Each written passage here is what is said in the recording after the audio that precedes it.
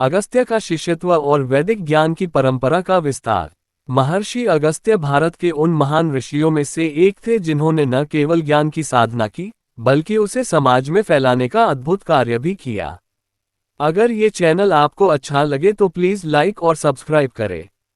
वे सदैव मानते थे कि ज्ञान तभी सार्थक है जब वह दूसरों के जीवन में प्रकाश फैलाए। इसी उद्देश्य से उन्होंने अनेक शिष्यों को दीक्षित किया और उन्हें वैदिक धर्म, योग, तप और नीति के गूढ़ रहस्यों की शिक्षा दी। अगस्त्य मुनि का आश्रम विद्या और अनुशासन का केंद्र था। उनके शिष्य जीवन के हर क्षेत्र से आते थे, राजकुमार, ब्राह्मण, क्षत्रिय, व्यापारी और साधक।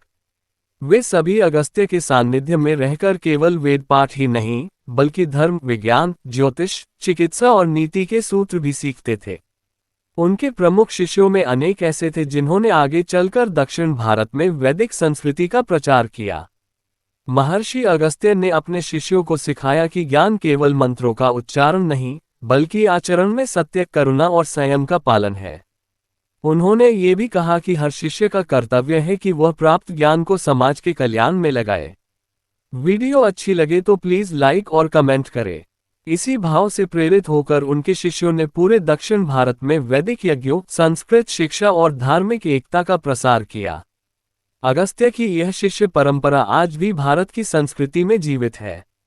उनके द्वारा आरंभ की गई ज्ञान की यह धारा उत्तर और दक्षिण भारत के बीच सेतु बन गई।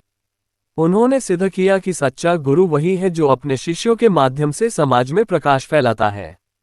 इस प्रकार अगस्त्य मुनि न केवल एक ऋषि थे, बल्कि वैदिक ज्ञान की अमर परंपरा के प्रणेता भी थे। जड़ी बूटी। अगर ये चैनल आपको अच्छा लगे तो प्लीज़ लाइक और सब्सक्राइब करें।